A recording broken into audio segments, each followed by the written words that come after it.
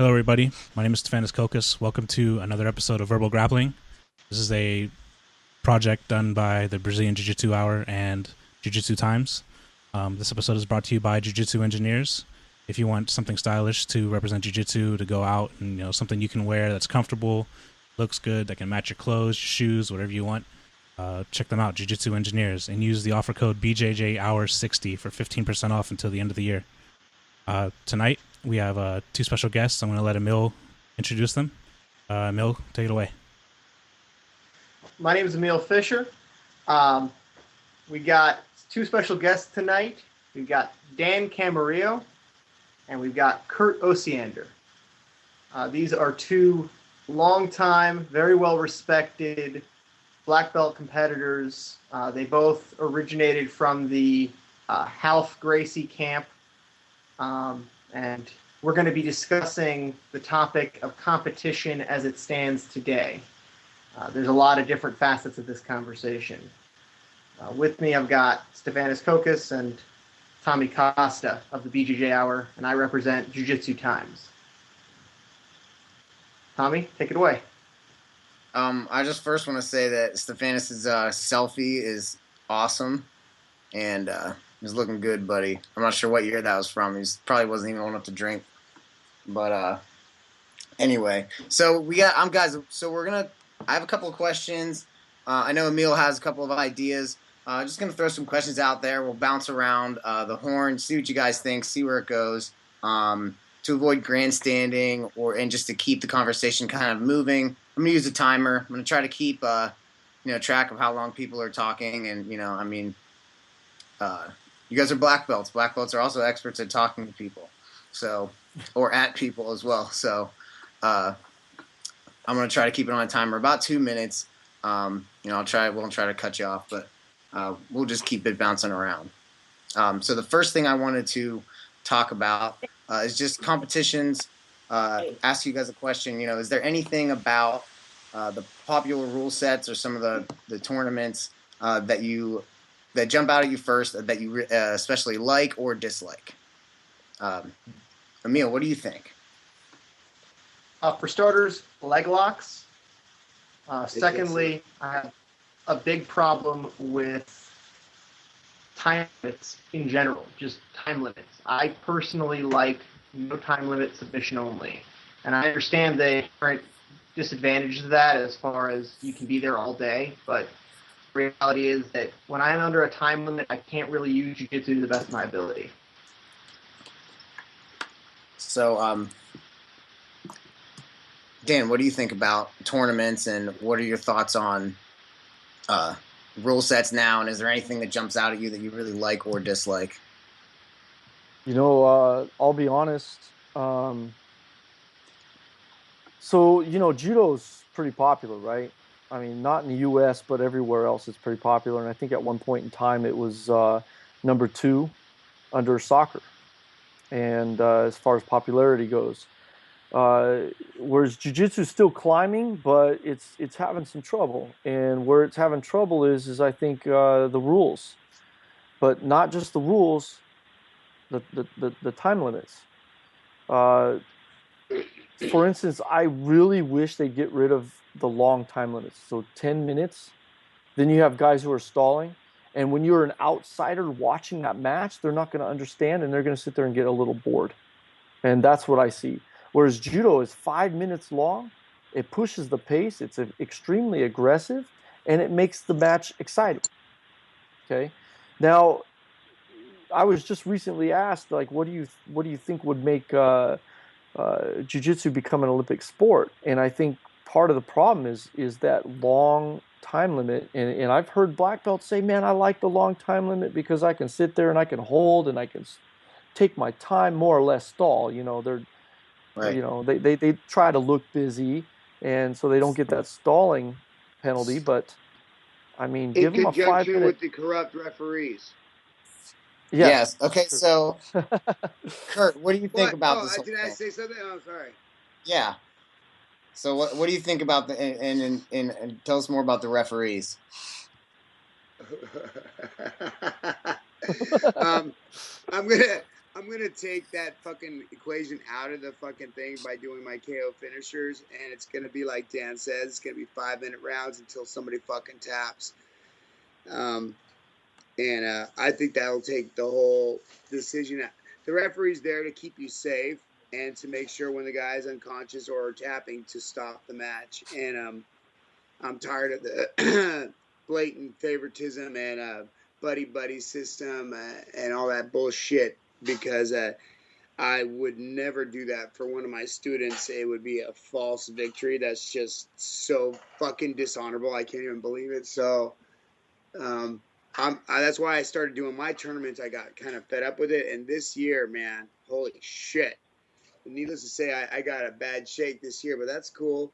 So I'll just adjust my game plan and I'll continue to plot on, you know. But yeah, I think you're going to see a lot more. Go on. So, Kurt, is there any tournament in the past that stands out to you that you have leaves a really bad taste in your mouth in particular? The Master Worlds was not cool, but I'll tell you what, it's always been like that for us, especially if you're a Ralph Gracie guy. You don't get the buy, and you definitely get you better tap the guy out. And that was in the old days. Dan remembers that, and so that's what we went out there and did. So that's what I think the game should be, you know. So that's why I'm going to do 5-minute goes until somebody fucking taps. So you guys are in favor of the shorter rounds. You think that the shorter rounds is going to push the pace. So what do you before I throw it back to Emil, because I know I see him over there writing. What do you guys think that the tournament the organizations can do to combat the stalling during the 5-minute round? Do you want to adopt a point system similar to judo, or what do you think, Dan? Well, in judo, they don't tolerate stalling.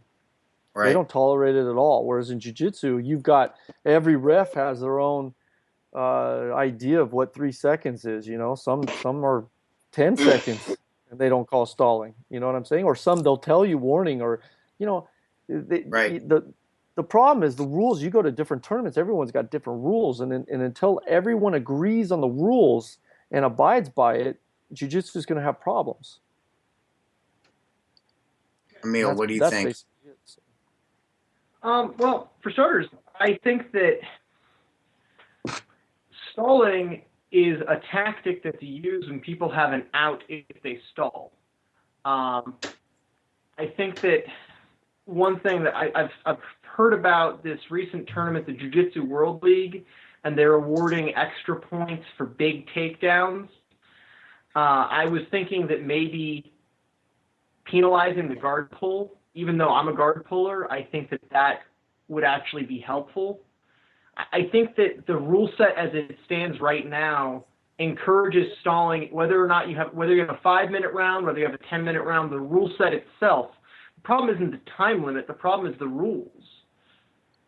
And I know Dan mentioned the potential of having this become an Olympic sport. Look at what having judo become an Olympic sport did to judo. I think it was detrimental. Dan, what do you think about the state of judo where it is today? Well, there are some rules that they did add that I don't agree with, like not grabbing the legs and so they're trying to prevent wrestlers from coming in and doing all these takedowns and giving judo guys a fit. But, I went through all that. All my years in judo, I had to deal with wrestlers, and that's just it. You learn how to deal with them. But what they're trying to do is make it a little more flashier. They want to see more big throws, more judo throws, not wrestling takedowns. So they get rid of that. But, in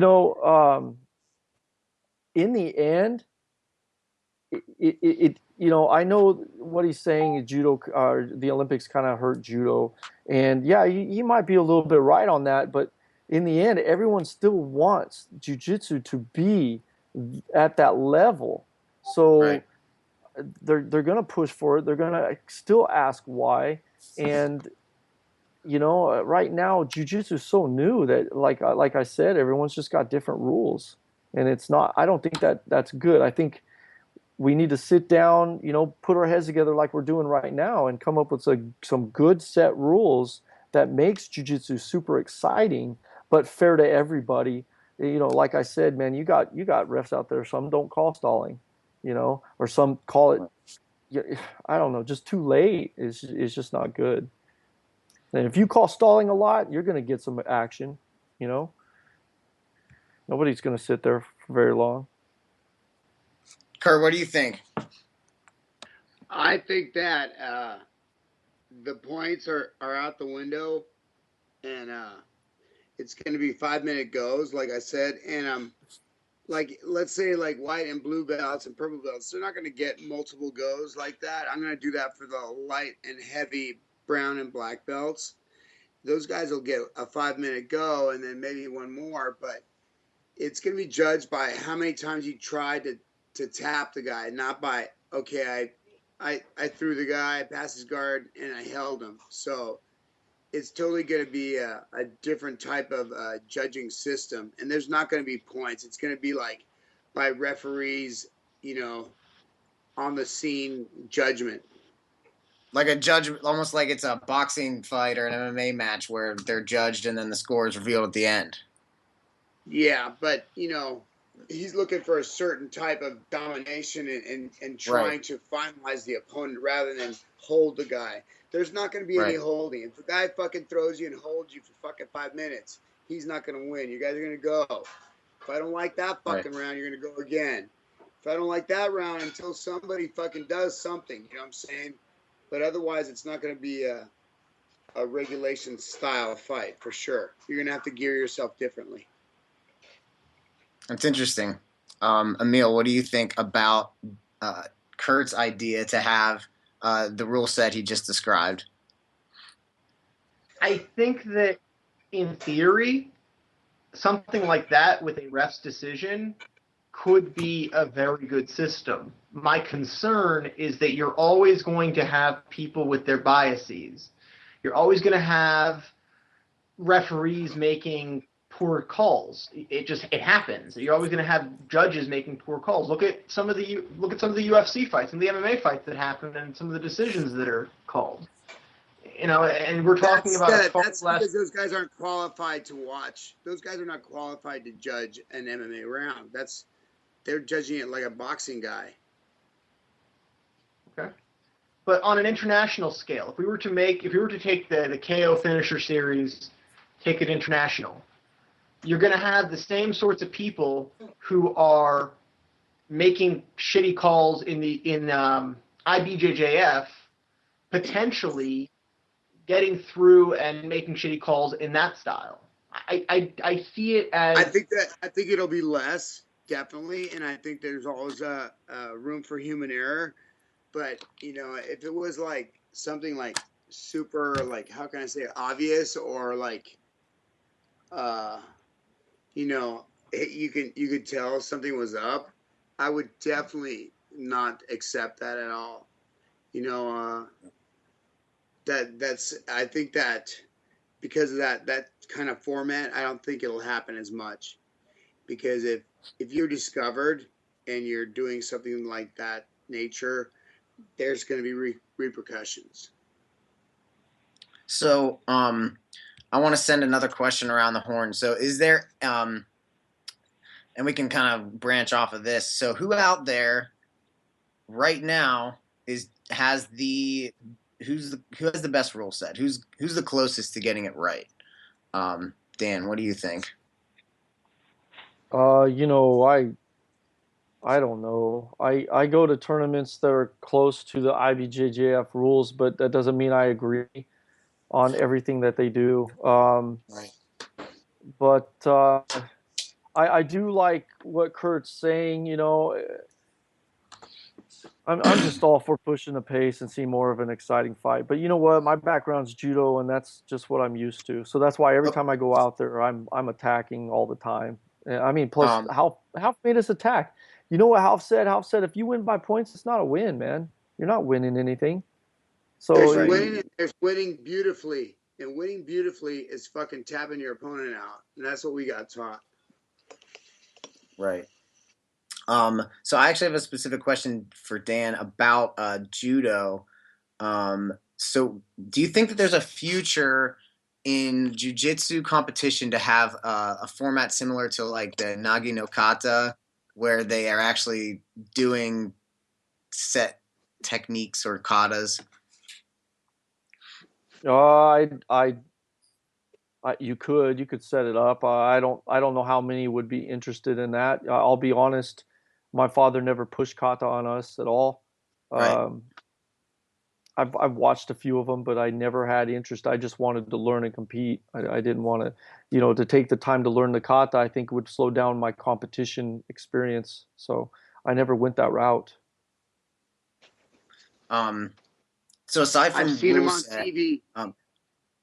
yeah, and the reason why I asked is because that's part of. I think that's maybe one of the things that helps judo with the mass appeal thing and getting I think that part of judo being in some of those big tournaments brings like a sort of a different crowd to judo that doesn't want appreciates the beauty but doesn't want to deal with the physicality of it. And as we know, Brazilian Jiu-Jitsu is like extremely beautiful. Sweep submissions, all the different things you can do, all the different ways that you can finish somebody, and it's obviously beautiful, like Kurt said. So aside from rules, what do you guys think needs to happen on maybe like a society or like a world scale for jiu-jitsu to become like a world sport in the Olympics? Anybody who wants to jump in, I don't care. You guys are good to go. Man, I kind of already said that, of course the rules need to be set straight across. It doesn't matter what judo tournament you go to, all the rules are the same. Every Right. single judo tournament, there's nobody arguing what the rules are. And they know run the on rules. time, goddammit. Yeah. Yeah. What?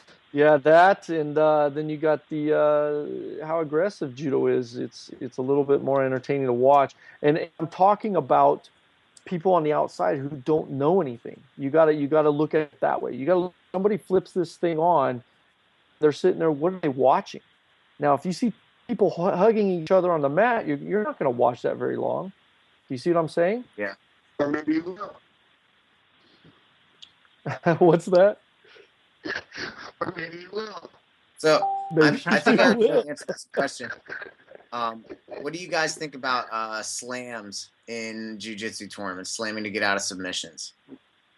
You can throw the guy as hard as you want. You can come up and throw him in the sky, but if he's wrapped around you and you fucking slam him like that, that's fucked up. If it was a fight, fuck yeah. Yeah, we're not here to hurt each other permanently. We got to keep this a sport, something we love to do. The initial throw from stand rough enough as it is, I think when you pick up off the ground, you can really drive them into the ground pretty hard. And I don't think for people. Have you ever done those rules? Have you done slamming the guard rule? Who, me? Yeah. You're cutting out, Kurt. Was allowed. The guy picked me up and slammed me. I was like so fucking pissed, bro. Yeah, I just Kurt, don't you think might want to get close to your router. direction. What's that? Yeah, Kurt's cutting out a little bit, and it sounds like he's telling a pretty awesome story, actually, but we're losing him. All right, so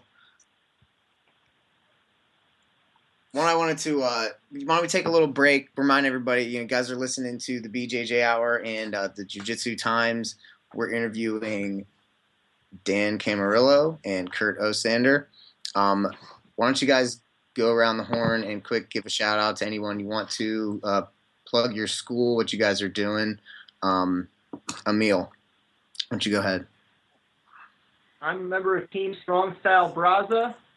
I'm sponsored by Pony Club Grappling Gear, Cruise Combat, Gladiator Soap, Amy Joy Donuts, and just wanted to give everyone a shout out. Kurt, are you still there? Yes. Oh, we can hear better. You want me to do the shout out now? Anybody you want to give a shout out to? Show your roll, Mission 22, Barbary Coast Medical Marijuana Dispensary, and Firefind knee pads. And Biorhythm, Q5. Who else? Man, I'm sponsored hella now. Awesome. Dan? I don't know. Can I plug my new gi I'm making? What? Give a shout out to my team, my teammates, my school here in Bakersfield. Um, no, I just said, can I plug my gi? I'm making a gi here. It's going to Yeah. come out pretty soon. And Cool. the first set, I wore it at the last tournament, and the first series is going to be limited. It's the Arm Hunter series. It's a pretty nice gi. Nobody else would make a black with red stitching that I like, so I made it myself. Cool. So Dan, at your school, do you guys do you prepare people for judo tournaments as well? Do you guys just do like it's just part of your system? Um, No, we don't have too many go to the judo tournaments. There's some kids that do, right. uh, but no, I just try to teach my students the easiest takedowns. In my opinion, judo is one of the hardest martial arts to learn. It's time consuming. So I try to think of the easier throws, the ones that work, and yeah, we try to get them down, when we can. But we're mainly a jiu-jitsu school. So Kurt, how do you guys how do you prepare your guys for tournaments? I throw a lot of stand up in before the tournament, but because I've done judo and everything like that, I know that that's like the time that you get hurt the most. and so I don't make the whole school do it. Some of the people, have day jobs and shit. So I say that for like the guys that are more hardcore, or the competition team. We do a lot of stand up and everything like that. I was doing a lot of stand up and doing judo tournaments and shit because I wanted to get my black belt in that too. But fuck, man, it was fucking my knees up worse than jiu-jitsu. So Right. I do my uchikomis and shit like that, but I keep the randori to the minimum to like right before the tournament and shit. Do you have anything coming up that you're planning on doing or next year? Any tournaments that you want to hit? Yeah, I'm gonna do the big ones like Pan Ams and Master Worlds and stuff like that, and U.S. Open. Maybe I'll jump in some other ones too. It's just man, it's tough now. I'm starting to kind of feel it, and even though like my will is strong, it's stronger than my body is, and right now I'm kind of fucked up, beat up, because I did Master Worlds. I came back and only took a day off and went right back in and did U.S. Open, and right now I'm feeling pretty beat up. So do you when you take time off if you take time off for injuries, do you try to train through your injuries? I always in your videos I see a lot of tape, so I'm always kind of wondering what's going on and like if you're ever 100%. No, no, that's the problem. I have a problem resting, so a lot of the guys have been teaching me that it's easy to train really fucking hard, but I have I watch those guys, they start moving around, man. I want to get out there and train. So that's my biggest fault is not resting enough. So hopefully I can heal pretty good for next year. I'm gonna try to throw a tournament in March that's gonna be super bitching with money for the light and heavy brown and black belts, and with some other cool shit going on too. All right, so this tournament that you just mentioned, are we going to be looking at a rule set like one you described earlier? Absolutely. Okay, that's interesting. Except for the brown and black belts, they will go until somebody dies. Right. Yeah. So I got a question. Yeah. What do you guys think of leg locks, specifically for competition to jiu-jitsu? You need to know them. I don't have a problem with them. I've never, in a competition, really tried one or went for one, or I I've never been caught in an ankle lock or a heel hook, or I just got caught in a toe hold, but I'm not going to tap to a toe hold. I tapped to one knee bar, but I fought a 220-pound, I forgot his name. He's really well known. And I just didn't want it to ruin my knee. I want to be able to compete, so I tapped kind of early. But I've been I don't. I don't like them, but you got to know them. I Yeah, guess you got to know him for sure. the reason I'm asking the question is that you see a lot of um, IBJJF tournaments. You see a lot of guys getting DQ'd for reaping. You see a lot. You see the fact that none of the brown black brackets allow heel hooks. I think that especially in the adult brown black brackets, why not allow for heel hooks? Why not allow for all Because legs? that's just fucking end the guy's career. Say that I would again, have to Kurt. agree with. I would have to agree Because with that just Kurt, man. ends the guy's career. You know what I'm saying? That's like heel hook is like, fuck you, you're gonna be hurt now. You know, I think that type of leg lock right there is pretty deliberate cause of damage. The other ones can be a little bit more controlled, I think, and that's the only reason why I wouldn't allow heel hooks. But like, let's say it's a no gi advance, yeah, okay, it's fucking in there. So what do you guys train a lot of leg locks at your gym? Do you guys have classes where people are always asking for them? How do you approach it whenever you're seeing a lot of tournaments are being decided by leg locks and leg lock battles? Dan? Well, we go over it every once in a while. Not a great deal. I'm not a leg lock guy. I show them my defenses and what not to get caught in, and I just try to help them to avoid to get caught, tapped in a tournament by it. But as far as attacking all the time, um, it's up to them. I'll teach them the basics, and then they can go from there. And that's really about it. Half didn't really teach any leg locks when we were there, so I didn't really incorporate in my game. I've never really needed to use them. Do you know why? Go say it, bro. Because it's for faggots, goddammit. It's a bottom feeder attack. Fuck. All right. Guys, don't touch Kurt's feet, okay? If anyone out there is listening, don't touch Hey, I don't Kurt's think you understand. I got fucking gigantic feet. Footlock guys look at me and they fucking salivate. Well, if you look at the ADCC, I personally, when you asked the question earlier, Tommy, about which tournaments we like, I like the ADCC. Yeah. You watch those matches; they're good matches, and you don't see a whole heck of a lot of career-ending injuries, and you see a whole lot of heel hooks. I'm just saying. Shit, because those guys are fucking tapping as soon as the guy gets it. Yeah.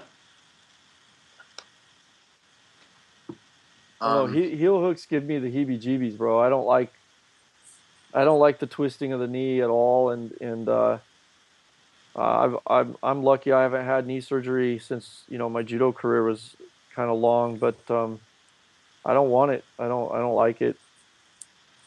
I don't know, but if they incorporate it into the rules, I'm not going to complain. I'm still going to compete. Whatever, it doesn't matter to me. Exactly. At what point do you guys allow your students to start using leg locks? Oh, they start out learning the straight footlock right off the bat. That's like a given. You have to show them how to do it so they know how to defend it, and that's there's always going to be the guys that prefer to do that style of game, and I have a few, and we make fun of them, and they can't pass guard. But if they sit with your foot right, you're going to be fucked up. I make sure. See, here's the problem with teaching them too soon foot locks. Just like what Kurt said, then they don't pass guard. They get into this comfort zone where they could just lay down and try to foot lock somebody instead of learning the proper ways to pass guard. Passing guard's not easy. It takes a lot. It's very technical. It's got to be technically applied, and people tend to give up on that. They'd rather lay down and hey, this ankle lock's pretty easy to do. Straight ankles are there's not it's basic compared to some of the passes is what I'm trying to say. So I usually wait till they're just like the rules. Blue belts can do straight ankles. So I think Exactly. are they allowing white belts now? Yeah, they get a straight foot at white. Yeah. Wow. That's a new rule though, right? Like a year ago. Yeah, I think so. But you can't jump So the guard because those guys you are can't fucking jump. jumping like assholes and landing on each other's knees. Yeah, busting the knees. Yeah. Yeah. So Emil, I know that you earlier you said you were a guard puller, and I know you have the guard you pull, the Burt Reynolds guard. Do you have what do you have to say about this? Well, I mean, somebody enter a leg lock battle with me. They're welcome. But what I guess my whole attitude about it is that I would like to see a broader spectrum of submissions allowed at high level, specifically advanced no-gi divisions, purple, brown, black belt divisions in IBJJ. I think that while, if you don't to a heel hook, off your knee. Also, if you don't tap the arm bar, you're going to arm off. If you don't to a choke, you might have a stroke. So like bad stuff happens if you don't tap submissions. If you learn to be sensitive to know when we're getting hit early, it's not going to be big of a deal. So I have a problem with that rule set. I think that stock should be part of the rule set. I think that it should be allowed. You know what? We should a doctor show. Advanced no-gi definitely have everything with that. Heel hooks, neck cranks, everything. So Kurt, will you be showing any leg locks at your seminar later this month? No. Not unless you exclusively ask what I know. No. But hey, on the side, bro, if you want to know some of the shit I know, I've been hanging out with fucking Russians and shit like that. Those guys show me all that cool shit. So, it's not that I don't know them. It's just like the lion doesn't bite the gazelle in the foot. You know what I'm saying? He bites it in the fucking neck. That's a good point. I'm sure somebody's vigorously Googling a lion catching gazelle by the foot right now. I got something to say. We should honestly, it'd be kind of interesting to ask a medical profession what you could damage more from, like an arm bar. Could you damage an arm more, or a heel hook? Could you damage the knee more? Because honestly, I'd rather walk. I'd rather lose my arm and be able to walk. You know what I'm saying? So I mean, like Mythbusters. From a strictly biomechanical and physics standpoint, I think the more damage is in the heel hook, just because Yeah, me too. when you twist something, all the force goes to the weakest part of that object, and you have a solid bone and muscle, so everything is just elastic in your knee, so it's just going to twist like a rubber band. So, whereas an armbar is just pulling backwards on something that's pretty stable for the most part, so it gets to the point. 4 or 5 clicks backwards. Yeah. We got some questions from the chat, if you guys don't mind. shoot. Let's do it. All right, you guys might have answered this in the beginning. Do you think judo should allow more time on the ground? Yes. Honestly, I think they're getting better at it though. I haven't been watching too much judo lately, but I think they're actually getting better at it. But yeah, sure. Honestly, these sports should probably be one. Yeah. Instead of being separated. What about you, Emil? I think I actually agree with Dan about this. The two sports should be one. I think that Brazilian Jiu-Jitsu should have a greater emphasis on throws and on takedowns. I think the guard pulling should be penalized in spite of me being a guard puller. And I think that once it hits the ground, people should be given their time. Kurt, you got any words on that? I don't have any problem with guard pulling. You know, if it's going to be a guard pull where it's going to be aggressive and going after something, I got no problem with that. That's the way we were always taught. We're not pulling the guard to fucking hang out. You know, it's either the guy's going to fucking tap or he's going on bottom. And so if the guy's doing that, that's cool. The thing is also he's throwing himself to the ground like a prostitute. So that's okay with us. And, you know, I'm already starting at an advantage. If you look at it like a passer version look, that's what I feel. I feel, okay, cool. I'm going to pass now, you know.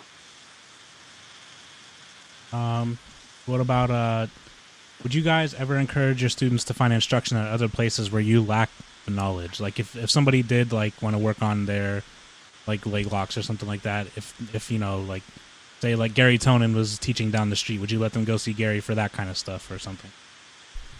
Totally.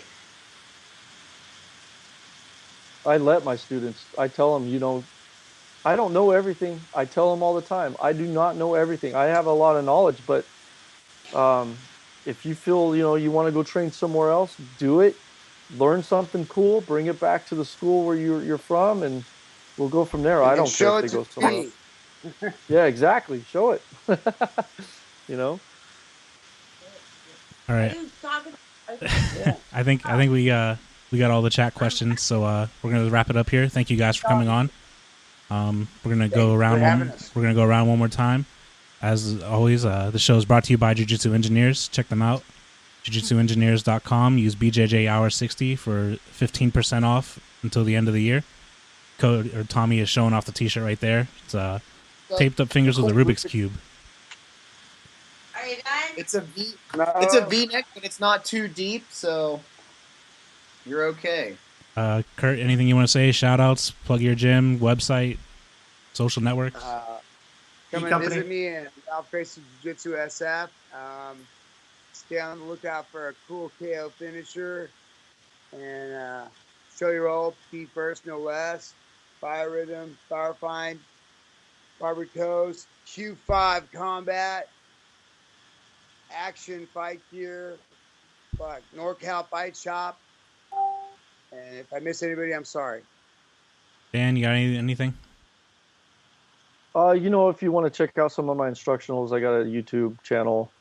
You know, just look me up under Arm Hunter.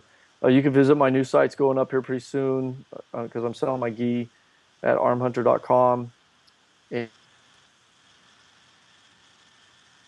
Oh, we lost you right there. You guys and I don't know. That's about it. You know, if anybody has they want me to teach, man, and I'll do it. Cool. It sounds good. Emil? Huge shout out to my team, Strong Style Braza. My sponsors, Cruise Combat, Gladiator Soap, Amy Joy Donuts, and Pony Club Grappling Gear. You can check me out at facebook.com/Emil Fisher. That's EMILFISCHER BJJ. I post articles and other stuff. Thank you so much to Dan and to Kurt for coming on this show. This is awesome. It's a pleasure. Thank you, guys. Tommy, you got anything? Thanks. Thanks for coming on, guys. Dan, I have your book, and I've been watching your guys' videos and stuff on YouTube for as long as I can remember. So I just want to say what's up to my teammates. I'm going to look forward to seeing Emil at this tournament in a couple weeks. And if you guys want to train, come to High Ground Jiu-Jitsu in Delmont, Pennsylvania. Look us up. All right, guys, and with that, I want to thank everybody for coming on. Thank everybody for watching. Sorry for the stream lag. We've been getting hit with a bad throttle, but hopefully I can upload a clean version of this for everybody to see, and you can see and hear everybody better. With that, everybody have a good night. Have a good week. See you later.